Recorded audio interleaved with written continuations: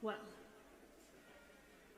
I'd heard considerable about Mr. White's big store up in Boston. But I weren't in no way prepared for all I seed there. Sakes! It was equal to a dozen villages. It was like coming out of a meeting all at once. Such a crowd I never did see. The women, they was mauling at the goods without buying, and the clerks, they were looking on sarcastic like, just like you see in any ordinary store. I went about an hour getting 7/8 of stuff for cloth cheese bags and some good domestic hose for my son James. When finally, being most uncommon tired, I felt a weak spell coming on, and I had hardly the strength to ask for the calico for the sitting room sofa. Next story, ma'am. Next story, ma'am, said the clerk, looking kind of sharp at me. Would you like to take an elevator? Would you like to take an elevator?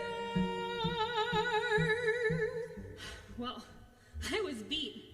For my husband and me, we are most strict-tempered folks.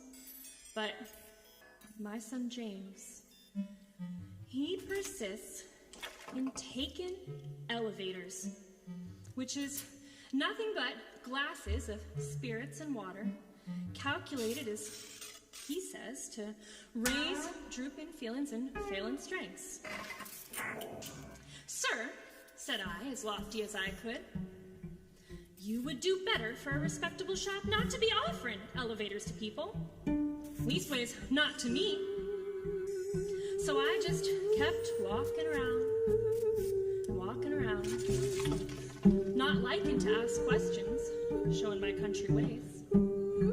When another clerk, hearing me ask for the calico, said something again about me taking an elevator. Would you like to take an elevator?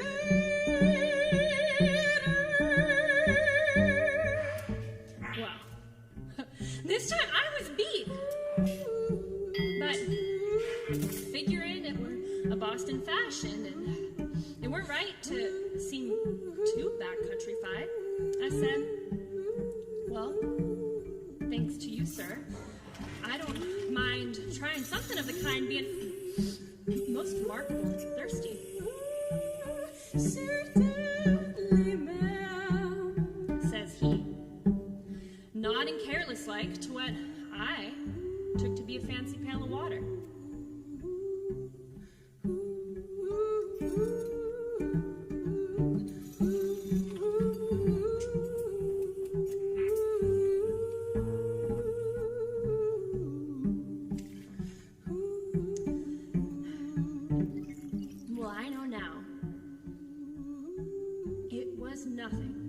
A deceitful Gentile with the taste took out of it like benzene and castor oil. For no sooner had I swallowed a goblet of it when a young man went into a room, and if you believe me, when I peeked in, that room gave the queerest kind of a jerk. But seeing comfortable sofas all in the room, I steps in, sets down.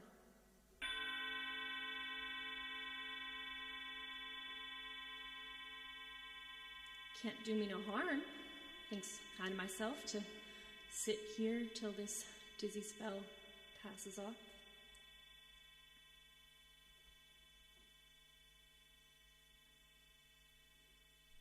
When mercy on me, if I didn't feel myself a-going up! Yes, sir, going up. Me, the room, the sofas, the ladies and all, we were going up. I clutched hold of the cushions and I stared around kind of wild like as not, and one of the ladies, she bit her lip, looking like she was gonna laugh. But we were still going up! Leastways, it seemed so to me.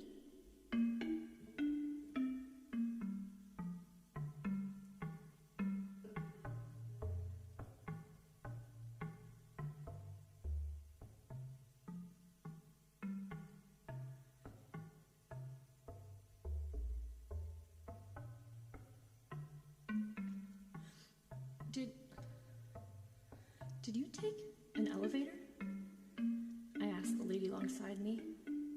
In her queer look, that thing was worse affected than I. This is the first one I ever took in my entire life, I confided. Our country elevators, they're much more positive to take, and they ain't got nothing like this effect, though they ought never to be taken on in case of sickness. Once, I jumped up to go out of the room, but a young man working some clockworks in the corner, he stuck out his hand. "One moment, ma'am," says he, pushing me back with such an air.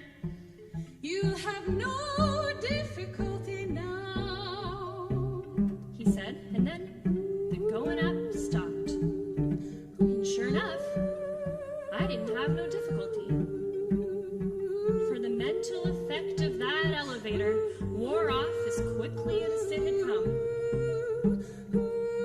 I followed the ladies out lively enough, but sakes alive, by the time I had to find that exit, I was never so bothered in all my life. I just kept going downstairs and going downstairs, going downstairs, going downstairs, going downstairs, going downstairs, and going downstairs, thinking at any point I might find myself in the kitchen if Mr. White's folks lived anywhere in the building, which is most likely there being plenty of room. Well, finally I caught the sight of those glass doors, and I left that building, and I never halted till I got out in the street. And there I found a police officer, and I told him that I had been taking an elevator, and would he please put me down the next car.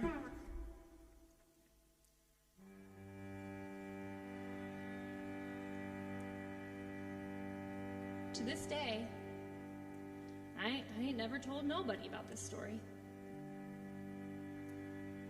Not James, my son, nor my husband, nor nobody. Some things had best be bygones.